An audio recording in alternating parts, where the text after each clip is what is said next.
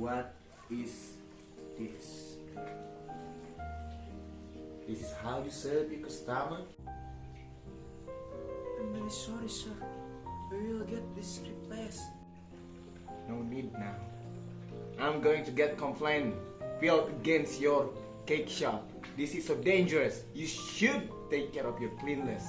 Everyone can get ill eating bakery with a fly.